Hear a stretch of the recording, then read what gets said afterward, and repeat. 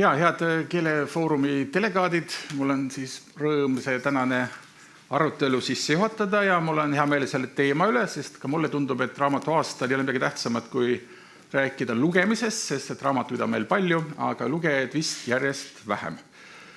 Ja täna te kuulete väga erinevad sissevaateid lugemisse eri perspektiividest ja minu jutt on natuke selline üldine taust, ma loodan, kus ma püstitan mõned küsimused ja ehk pakun ka mõned andmed ja vastused.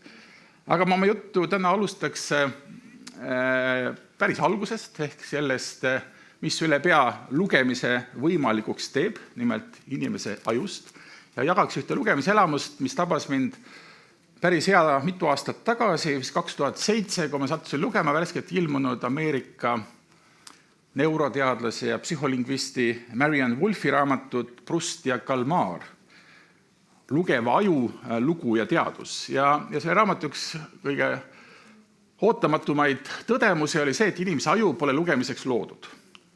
Et see, et me loeme, on üks selline evolutsiooniline kangelastegu ja nii nagu meie aju on loodud keelte omandamiseks, nii ta ei ole seda lugemiseks. Ja Wolfi pakkumisel läks umbes paar tuhat aastat, et me seadistaksime oma aju ümber, et ta saaks lugemisega hakkama. Ja Wolf ütleb vaimukalt, et see, mida siis inimesel kui liigil nõudis 2000 aastat, nõuab inimesel kui isendil umbes 2000 päeva.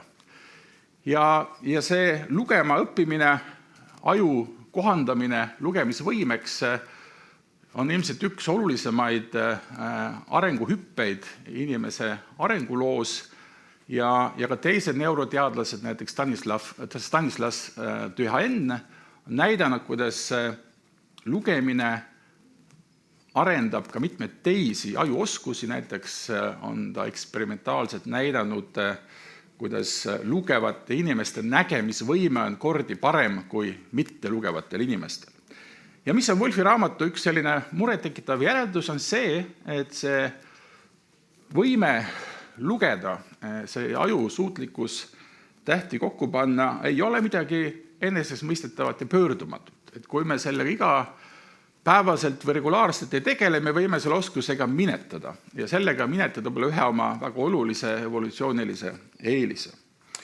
Ja see tausta küsimus, kas lugemine teeb meist inimese, heiastub ka ilmselt kõikide järgnevate ettekannete kohal ja on tõsi, et viimastel aastatel on kuulda siin-seal päris palju murelikke mõtteid lugemise tulevikust. Ma noppisin veel ühe viimase ehk kõige värvikama mõtteavalduse Valdur Mikitas sulest viimases või selle aasta esimeses ajakirja raamatukogu numbris, kus ta nendib peaaegu, et nagu heitunult, et leiab aset lugemise järjepidev allakäik ja lugemine on muutumas järjest elitaarsemaks ja massilise lugemise ajastu enam kunagi tagasi ei tule. Ja enamgi veel ütleb ta, et selle lugemise allakäiguga rööpselt leiab aset raamatute allakäik, nagu ta ütleb, niru- ja närukirjanduse pealetung, mis ümbritseb meid sellise pahasti lõhnava mudaveena.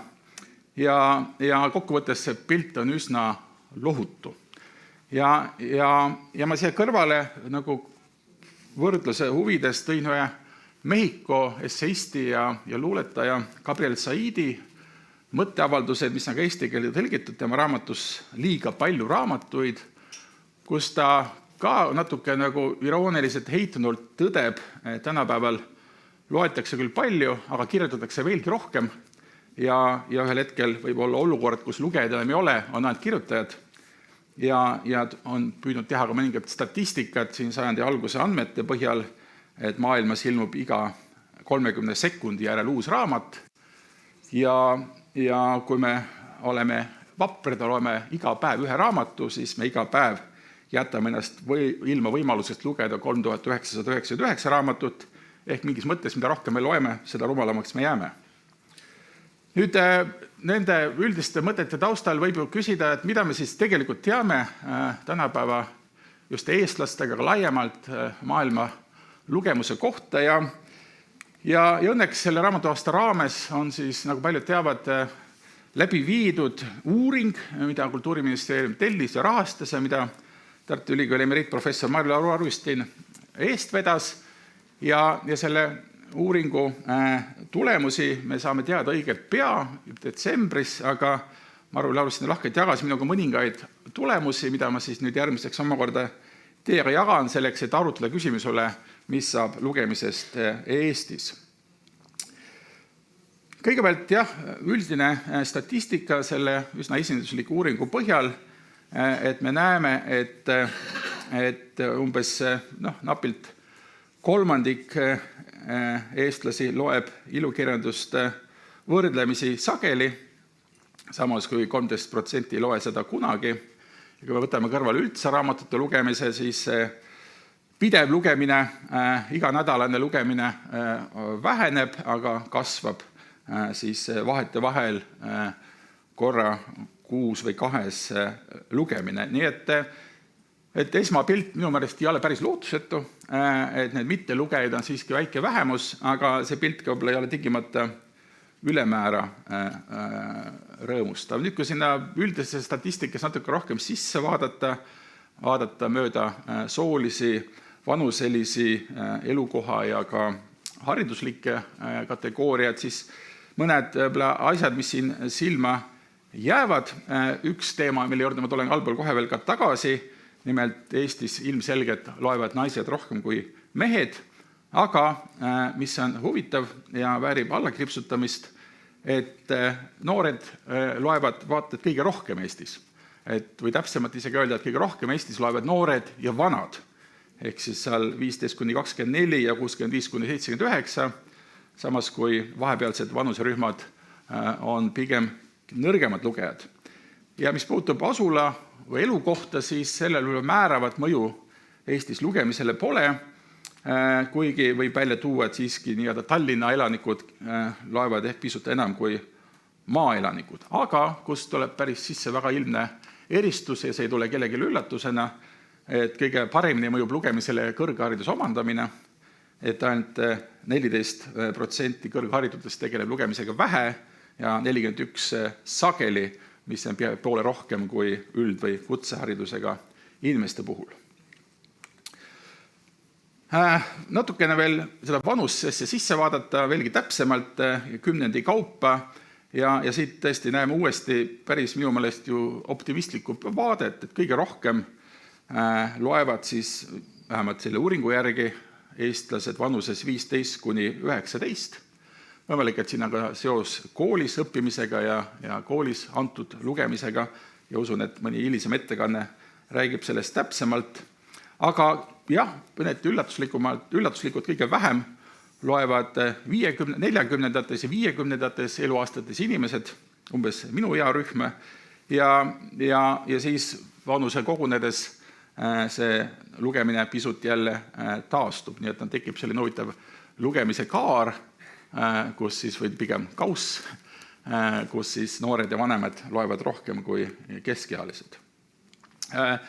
Soolist erinevust tasub ka alla kriipsutada, taas see jälle uudis, see laieneb kõikidele kultuurivaldkondadele, ka teatris käivad naised rohkem ja näitustel ja nii edasi, et kogu see Eesti kultuura tänapäeval on ikkagi suuresti naiste õlul, mida kinnitab ka juures olev pilt siin saalis.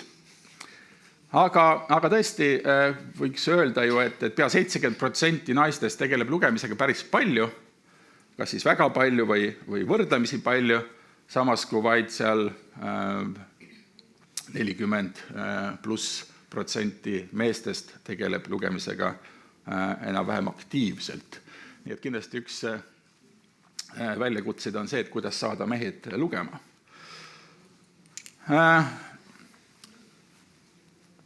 Sellest uuringust toodi välja ka selle trüki- ja e-raamatute erinevus ja aegad jutud käivad ju, kuidas trükiraamat kaob ja digiraamat või digilugemine, e-raamat tuleb sinna asemele.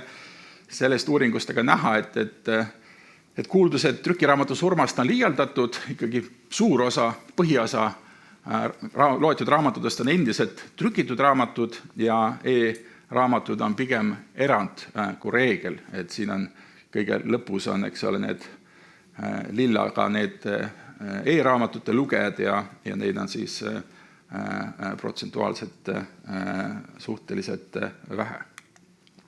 Nüüd korraks ju oleks huvitav vaadata seda võrdlusest teiste riikidega, et kas eestlased kuidagi eristuvad või mitte ja nagu ehk nii mõnigi on juba kuulnud või lugenudki, Soomes tehti ka hiljuti analoogne uurimus, tuntud kultuurisotsioloog Riie Heikkila kogus kokku mitme kümnendi andmed ja viis läbi ka uuemaid uuringuid ja selle põhjal siis kirjutas üsna provokatiivse raamatu pealkirjaga Miks me lõpetasime lugemise ja tõesti tema järeldused on natukene trööstitud. Näitab ta, et alates 81. aastast, kui viidi läbi esimene suurem lugemisuuring tänapäevani, on Soomes lugemine esiteks üksjagu vähenenud ja teiseks ka üksjagu kihistunud ja järjest rohkem lugemise puhul mängib siis rolli lugeja haridus, sugu ja ka vanus ja tema hinnangul see nii-öelda digilugemine päriselt ei korva neid lugemisega seotud eristusi. Et lihtsalt üks või kaks statistikat soomlaste kohta, siin on nüüd uuringud, mis siis toovad välja mitu raamatut poole aasta jooksul eri siis vanusegrupid ja haridusgrupid Soomes loevad, et seal 81. aastal me näeme, et 35% luges 6 kuuga 10 ja rohkem raamatut. 91. aastal oli see protsent 27, 22. aastal 24 ja 2017 14. Ehk siis selle perioodi jooksul pea kahekordne nii-öelda aktiivse lugenemise vähenemine ja siin ka näha, et see vähenemine on ka kõige selgem just haridustaseme põhjal ja ka Soomes on üldjuhul sama olukord, kus siis aktiivselt loevad naised, mitte mehed. Samas vähemalt mulle jäi silma, et ilukirjanduse lugemine on Soomes pigem protsentuaalselt kasvanud, et kui 81 aastal oli see keskmine 37, siis praegu 42, aga laias laastus võib öelda, et püsib sarnase või samana. Nii, nüüd päris lõpetuseks ka mõni tulevikku suunatud mõte või vaade. Nagu ikka lugemisega mu meelest on see küsimus, et kas klaas on pool täis või pool tühi ja ma alustaks selle pool täis klaasi vaatega, sest tõesti, kui me võtame kõrvale laiemad võrdlusaluseid, näiteks PISA uuringud noorte kohta või ka PIAC-i ehk siis täiskasvanute oskuste uuringud, siis Eesti noored ja noored täiskasvanud on Euroopa esirinnas lugejatena ja laiemalt siis kirjaoskuse literacy, mis hõlmab ka lugemisoskust alusel. Teisalt poolt meil kindlasti ei ole põhjust Eestist muretseda, et raamatuid on vähe või pole mida lugeda. Et see on täitsa müstiline, kuidas üsna stabiilselt väikese kahanemistrendiga on siis viimasel kümnendil ilmunud iga aasta umbes 3500 kuni 4000 nimetust aastas, mis teeb Eesti üheks kõige rohkem raamatulembesemaks riigiks Euroopas. Vatikan, Luksemburg, Island on eespool, aga eks siin mängivad ka väikesed numbrid. Tõsi, tiraažid on langustrendis, eriti viimast 2-3 aastat, aga samas on ikkagi väikeses tõusutrendis audioraamatud ja e-raamatud, nii et kokkuvõttes muu meelest siin raamatu aastal me väga raamatut tuleviku pärast ei pea muretsema, vähemalt sellises lühikeses või isegi keskpikas perspektiivis, aga lugemisega on ehk pisut pilt keerulisem. Ja ma tooks välja ka, et see digitaalne pööre tingimata ei löö hingekella lugemisele, vaid võib ka lugemist demokratiseerida, võib lugemist avada ka nendele rühmadele, kellel ei ole häid raamatukogusid kodus või läheduses ja kindlasti ka kirjapärandi digiteerimine, kus Eesti on olnud päris tubli, on toonud siis tekste lugejatele lähemale. Nüüd, kui vaadata seda pooltühja klaasi, siis ei saa muidugi salata, et lugemine on teisenenud ja ma loodan ka sellest täna veel ehk lähemalt kuulda.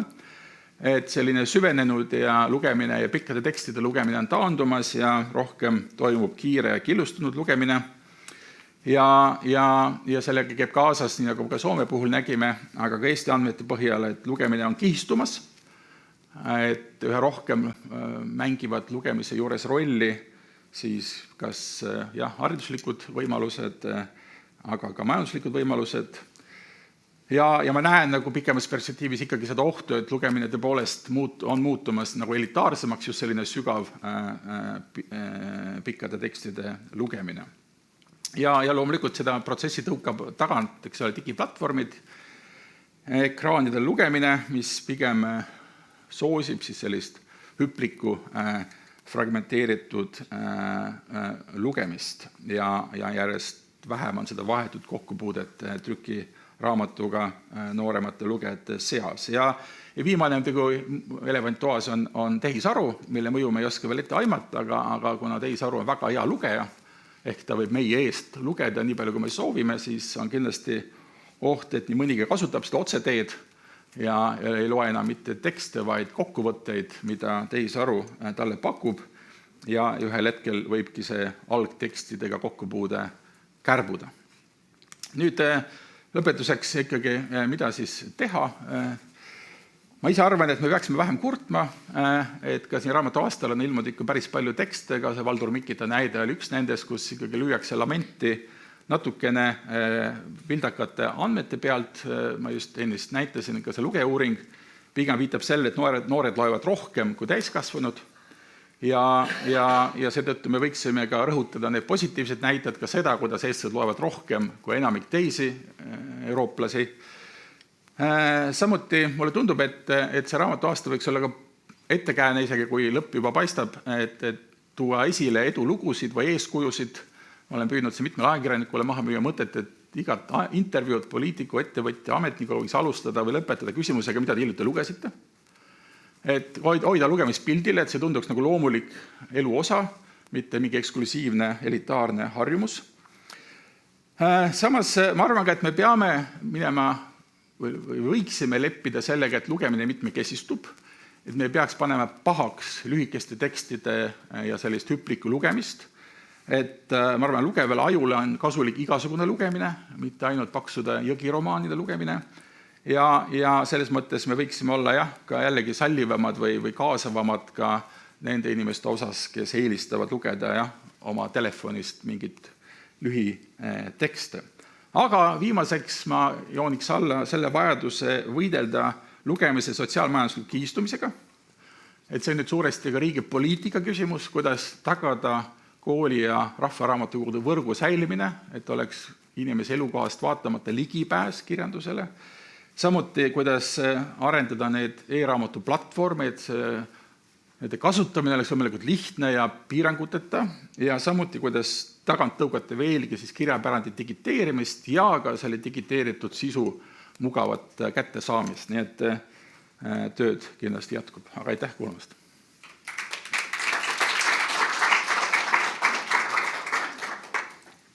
Kas on küsimusi? Jaa, palun. Mul on küsimus Marju Laurist siin tabelite kohta, et kas jutt on kas eestlaste lugemisest või venelased on kaasa arvatud. See Tallinna puhul, pealinna puhul mängib väga määravat rolli, et kas tead, kuidas sellega on? Jaa, küsimus kindlalt vastust ei julge anda, aga minu teadmist mööda siiski kaasati kõik Eesti elanikke, aga ikkagi enamus, ma arvan, valikust on pigem eestlased. Jah. Võt äkki Merilin teab täpsemalt. Ma räägin täpsemalt, Marju Lauristin käis üleeile meile Tallinna Ülikoolis rääkimas sellest uuringust. Sinna olid kaasatud ainult eestlased, see küsimustik oli eestikeelne, ehk siis seda said vastata ainult need, kes küsimustest aru said. Ja mis veel on üks oluline asi, et see esimene pilt, kus oli see, et üldse ei loe, need jäeti välja järgmistest küsimustest, kus hakati spetsiifilisemalt uurima, et mis kirjanikke loetakse ja nii edasi.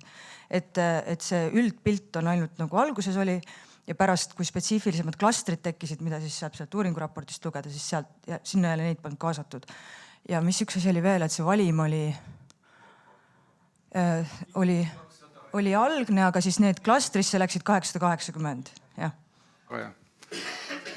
Nii et see mõttes ei saa paraku selle uuringudest vastut võtta, vahendan.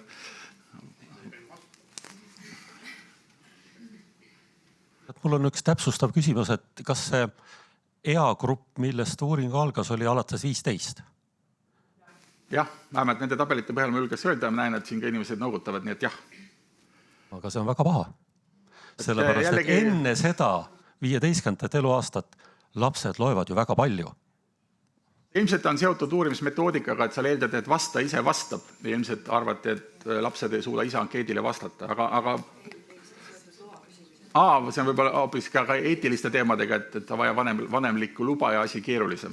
Aga ma arvan, sellegipoolest küsimus on põhjendatud, eriti, ma arvan, lastekirjaniku suust, jah. Ja, Helin.